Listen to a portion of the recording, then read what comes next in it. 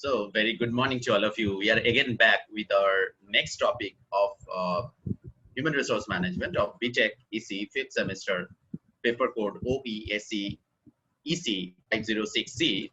And today's topic of discussion is employee discipline, right? So, the term discipline we are hearing from our childhood, right? From our school teacher, from our parents, that we have to be disciplined. So, what is discipline? Let us understand. So, we'll be discussing today meaning and definition of discipline, guidelines of action, penalties, and the punishment and the rewards for the discipline. So, first we'll be understanding what is the meaning and the definition of discipline. So, discipline is expected and accepted behavior within the organizations. Number one is the expected. What you are expected to do. You have to behave as per the expectations, right? So that is called expected and the accepted behavior. So number one is the expected and number two is the accepted. Now this accepted part varies from organization to organization, culture to culture, right? So that's why we have to be very much cautious about it. Now what is employee discipline? Employee discipline is the behavior expected by the employer or the organizations. So whatever is being expected by the organizations, if you are doing that, so that means you are disciplined. So in a nutshell, you can tell expected behavior plus accepted behavior is equal to employee discipline. That means what is being expected from you, if you are behaving like that, plus the behavior which you are displaying is accepted by the industry, by the company, by the culture. So that means you are disciplined. That means you are a disciplined employee. Right, so that is the fundamental concept of discipline. Okay, another terminology of the discipline is called the orderliness. So what is orderliness? You should do whatever you are supposed to do. If you are doing that, so that means you are disciplined. If you are not doing that, so that means you are not disciplined. Right, you should do whatever you are supposed to do. Now let us understand. What are the features of discipline that we have already discussed? So let us check. Number one, following rules and regulations. Number two, behave according to express terms. Now, what is express terms? Express terms means the explicit rules and regulation that has been discussed, that has been given to you in written format, that these are the things you cannot do. Right? These are the things you cannot do. Every day you need to come to office at 10 a.m. in the morning. If you are late by 5 minutes and if it is 3 consecutive days, one leave will be deducted.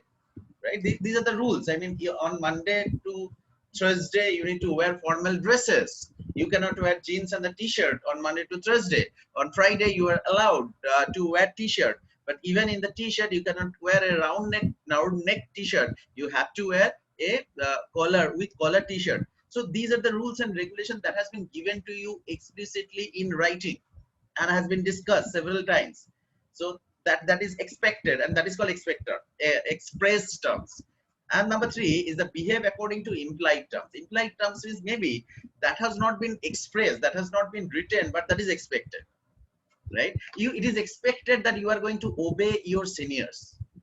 It is expected that you are going to respect your colleagues. It is expected. That is implied.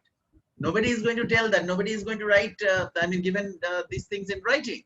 But you have to follow it, right? So these are the things. So if, we'll be calling an employee is disciplined if, number one, if that employee is following rules and regulation.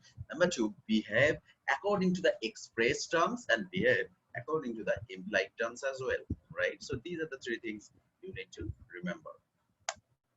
Next one is the types of discipline. Discipline can be of two types, positive or constructive disciplines, and next one is the corrective or punitive discipline. So these are the two things, positive or constructive discipline, and number two, corrective or punitive discipline. So these are probably, you probably have understood what are these actually. So let us explain one by one. So number one is the positive or the constructive discipline. That means promoting a self-discipline within the organization by educating the employee on rules, regulation, and the standard. Like, we are not punishing anybody. We are telling that you have to come on time to the office. This is the utility of coming to the office on time. So we are educating them, right? So we are expecting they will be, showcasing that desired behavior. Okay. Next one is educating employees on the objective expected from those rules, regulation, and standard. Why these rules are being framed? What is the objective? What is the reasoning? We are just explaining, and we are expecting they are going to follow that. Next one, obtaining the consent of all the employees in amending the existing rules and regulations and adding new ones. If we are, changing any rule, amending any rule, introducing any new rule, definitely we should discuss with the employees, then we should implement it. Next one, this is also called preventive discipline. So that in future, we are expecting, if we are implementing all these things, we are having an expected behavior from the employees, right? So that's why it is called positive or the constructive discipline. Next one, what is punitive discipline? Making employee discipline by punishing those who violate the code of conduct. If you are coming late for 3 consecutive days, 1 day CL will be deducted. If no CL available, 1 day salary will be deducted. Okay. So this is used as a preventive method of future violation of discipline. So this is called corrective. Okay, this is called corrective method. So discipline, make the people disciplined by punishment. Now we need to understand employee misconduct. What is employee misconduct? Employee misconduct means violating rules and regulations of the organization. So if there are some rules and regulations in the organization, you are violating that. So automatically you are doing some misconduct. Breach of expressed or implied terms of the contract of employment. You are breaking the express. We have discussed about express terms and implied terms. So if you are breaking any of those, so that means you are actually doing a misconduct. An act done inside or outside the organization which has an impact on the smooth functioning of the organization. You have done something bad within the organization or outside the organization, but that affect the smooth functioning of the organization. So that means that also will be considered as an misconduct. So this is the fundamental concept of misconduct. Now, what are the types of misconduct? Now, the misconduct can be of 2 types: minor misconduct, major misconduct. So as the term indicates, you can understand what is a minor and major. If the emphasis of the misconduct is not so high, that is a minor. If the emphasis of the misconduct is high, that is called major misconduct. So let us take some examples. Minor misconduct, like acts of misconduct that do not result in severe disciplinary action. Number 1, late attendance. You are coming late. 5 minutes, 10 minutes, accepted.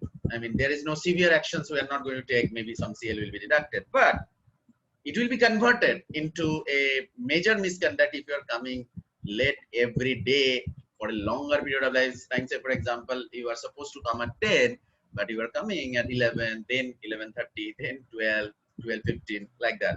So then it will be considered as a major misconduct, right? So number 2 is absenteeism. You are frequently becoming absent. Okay, sometimes you are becoming absent without taking prior approval. I mean, without taking leave. So if again it is a minor misconduct, but if it becomes a habit of you and you are doing it occasionally, I mean at a regular interval, so then it may again become a major misconduct. Next one is the negligence of the work, carelessness. You are not taking care of your job effectively. You are careless. So that is also minor misconduct. Again, if it affect the production, if it affect the service for a long-term basis, again it can be converted into major.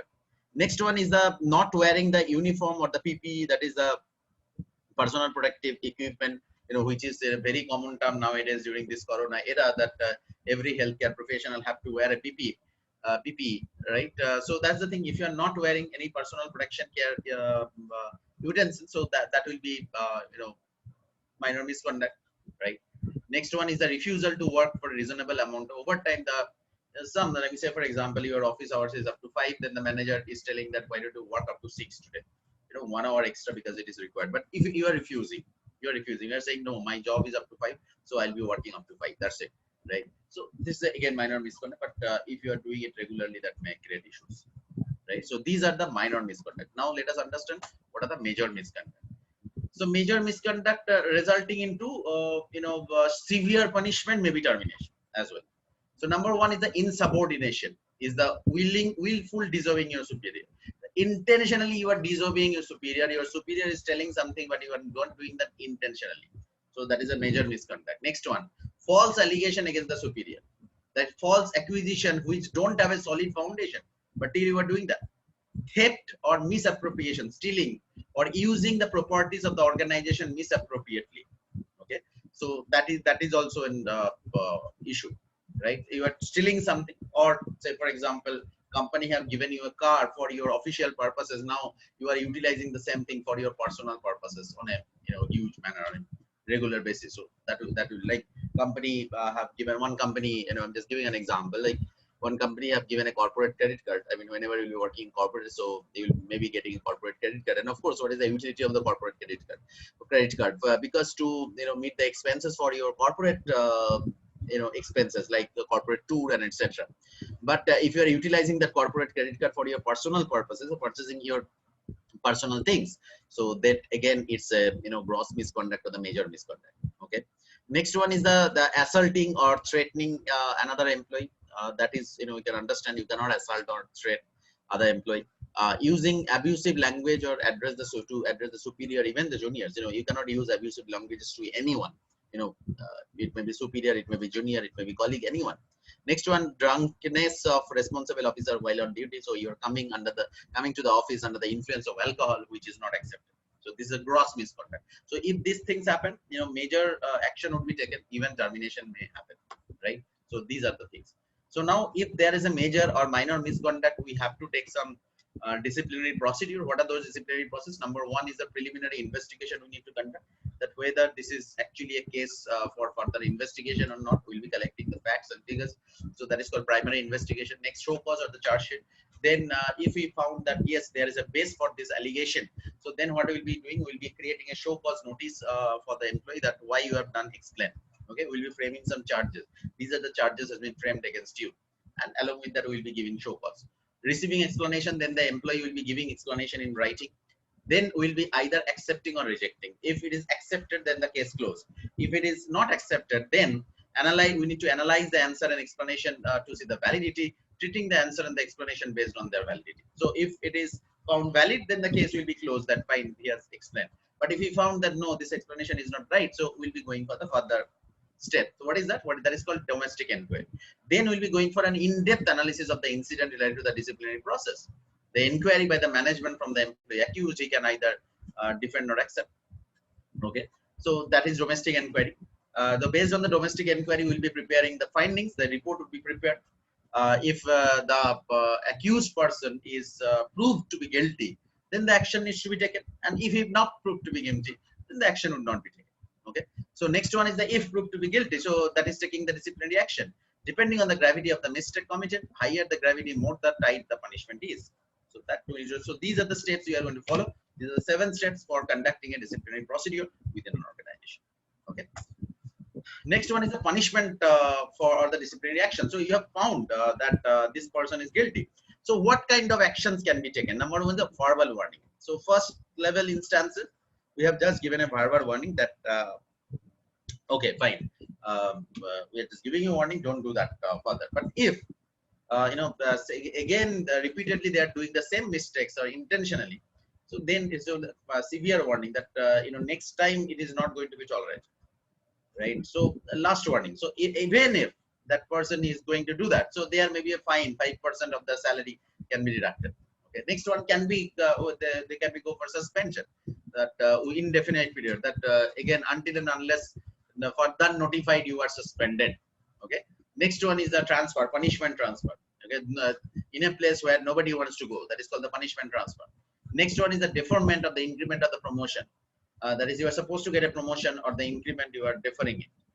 There may be demotion and there may be termination. So these are the types of action you can actually take. So these are actually the part of the syllabus of the discipline management under the 4th chapter of human resource management of BTECH ECE 5th semester. So we'll be again coming back with the last topic of this chapter, that is called workers participation management, in our next session. Till then, go through this session. If you have any queries, please feel free to ask me in this forum. Thank you so much.